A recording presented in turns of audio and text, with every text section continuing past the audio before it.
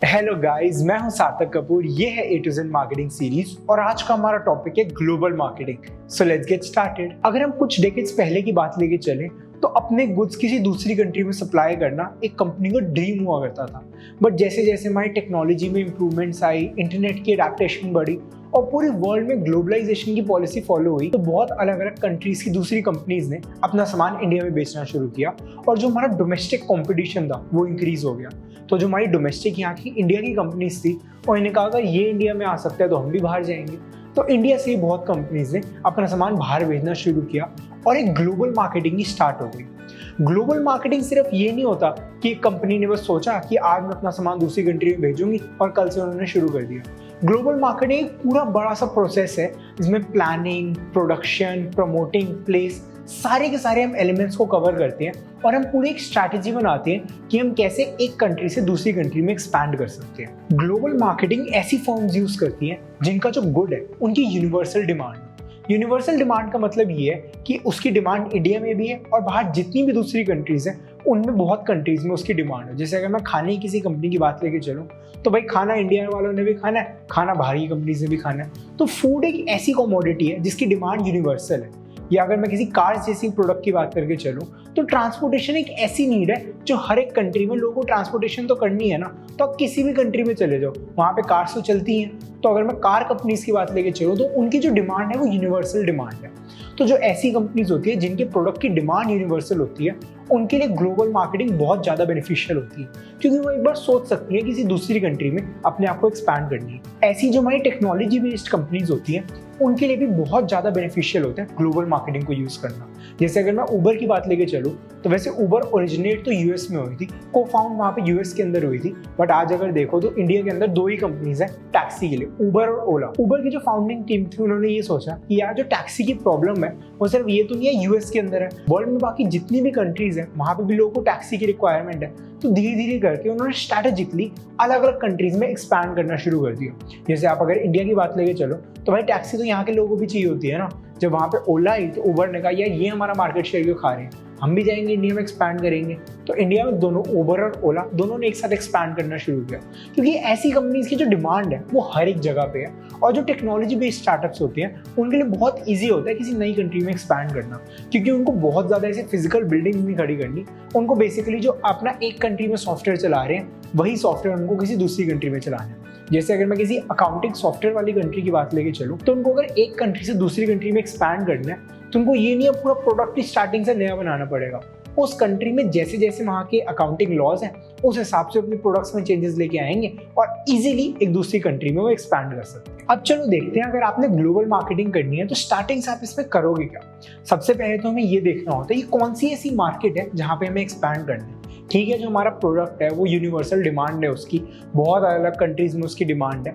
But हमें ये देखना है कि कौन से ऐसे हमारे कंज्यूमर्स है, किन किन कंट्री में एक्चुअली हमारे कंज्यूमर्स मिलेंगे। चलो ये सपोज करते हैं जैसे हम जो गुड बना रहे हैं वो गुड एक लग्जरी प्रोडक्ट है, मे बी हम लग्जरी क्लोथ्स बना रहे हैं। अब क्लोथ्स की डिमांड तो ऐसे कि पूरी वर्ल्ड में हर बंदे को ही क्लोथ्स चाहिए। बट अगर हम एकदम लग्जरी गुड्स बना रहे हैं तो हम जो टीयर 3 या थोड़ी ऐसी लो जीडीपी कंट्रीज हैं वहाँ पे स्टार्ट नहीं करेंगे अपनी ग्लोबल मार्केटिंग।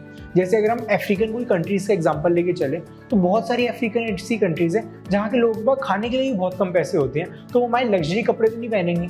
तो हम ऐसी कंट्रीज को टारगेट करेंगे जहाँ पे जो हमारा कंज्यूमर है हमें वो मिल पाए। जैसे हम यूरोप जैसी कंट्रीज को टारगेट कर सकते हैं जहाँ पे हमें ये लग रहा है कि उसकी जो कंट्री के लोग हैं उनके पास एटलीस्ट इतना अमाउंट है कि वो हमारा गुड खरीद सकते हैं। सबसे पहले तो हमें ये देखना है कौन सी ऐसी कंट्री है जहाँ पे वो हमें ऐसी पॉपुलेशन मिलेगी जो एक्चुअली हमारी कंज्यूमर हो। मे बी हम कुछ ऐसा प्रोडक्ट बेचते हो जो बहुत सस्ता हो, जो एकदम एवरेज से भी नीचे क्वालिटी देता हो और बहुत सस्ते में हम लोगों को बेच रहे हैं। तो हम ऐसा तो नहीं होगा एकदम सबसे बढ़िया कंट्रीज में जा रहे हैं। हम ऐसी ऐसी कंट्रीज में जाएंगे जिसमें जो लोगों की पर कैपिटा जीडीपी है वो थोड़ी कम है, मगर लोगों के पास पैसे स्पेंड करने के लिए कम है, तो हम उन कंट्रीज में एक्सपैंड करना पसंद करेंगे।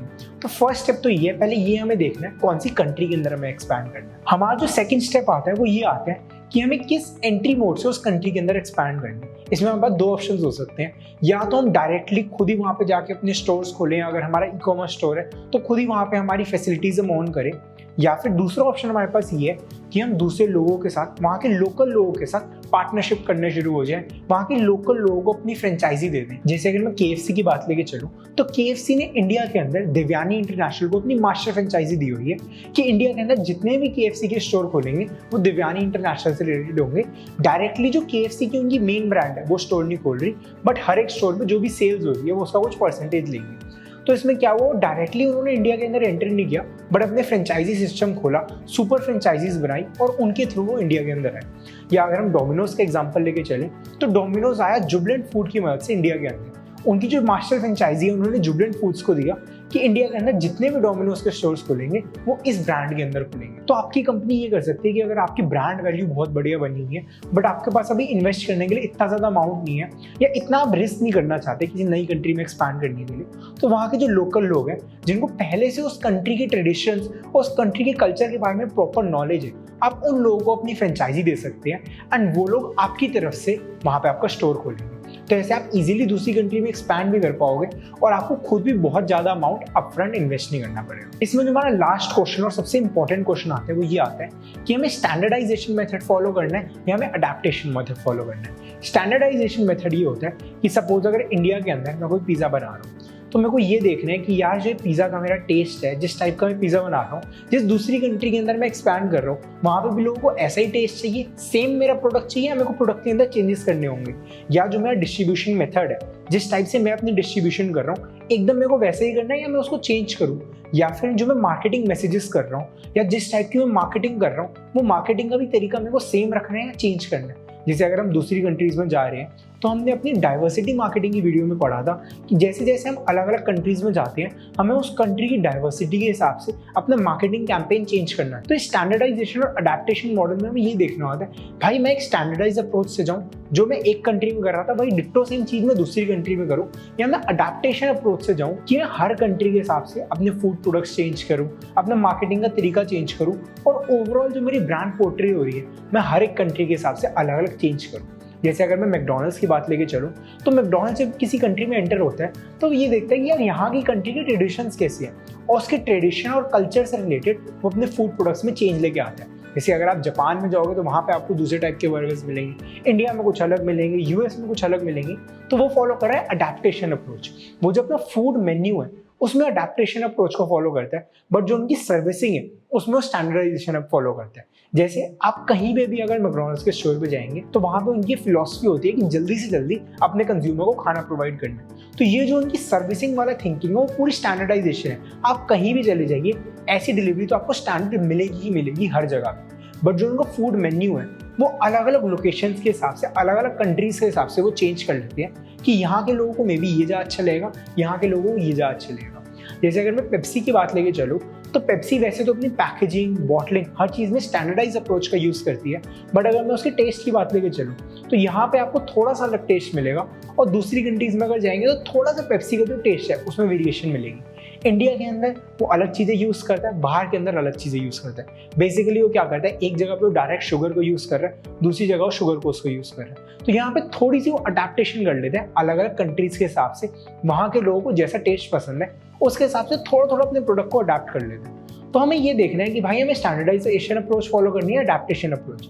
जैसे अगर मैं एप्पल की बात लेके चलूँ तो आप पूरी वर्ल्ड में कहीं भी चले जाइए आपको एग्जैक्ट वही सेम एप्पल का प्रोडक्ट मिलेगा जो आपको इंडिया में मिल रहा है या जो आपको कहीं और मिल रहा है। प्राइस में चेंजेस हो सकते हैं, बट जो उनके अंदर प्रोडक्ट की क्वालिटी है या जो उनके अंदर के कॉम्पोनेंट्स है वो एग्जैक्टली सेम होंगे हर जगह पे। वहीं दूसरी तरफ जो सैमसंग के हमारे फ्लैगशिप्स आते हैं तो बहुत बार क्या करता है, यूएस के अंदर तो सैमसंग स्नैपड्रैगन प्रोसेसर का यूज़ कर रहा है, इंडिया के अंदर एक्सिनोस का यूज़ कर रहा है, तो वो थोड़ा सा अडैप्ट कर लेते हैं अपने प्रोसेसर्स को। बट जैसे एप्पल जैसी कंपनी है वो एकदम स्टैंडर्डाइज अप्रोच से चल रही है, भाई हम अपनी क्वालिटी पे बिल्कुल रिस्क नहीं लेना चाहते, हमारी तो हर जगह आपको टॉप नॉच क्वालिटी मिलेगी। तो आपको अगर दूसरी कंट्री में एक्सपैंड करना है सबसे पहले तो आपको ये देखना है कौन सी मार्केट है जो आपके प्रोडक्ट के लिए फिट बैठेगी। देन आपको ये डिसाइड करना है किस एंट्री मोड से आप उस मार्केट के अंदर एंटर करेंगे। एंड देन लास्ट में आपको ये देखना है आपको स्टैंडर्डाइजेशन अप्रोच फॉलो करनी है या अडैप्टेशन अप्रोच। तो गाइस आज की वीडियो में इतना ही, मिलते हैं आपसे नेक्स्ट वीडियो में। Thanks a lot.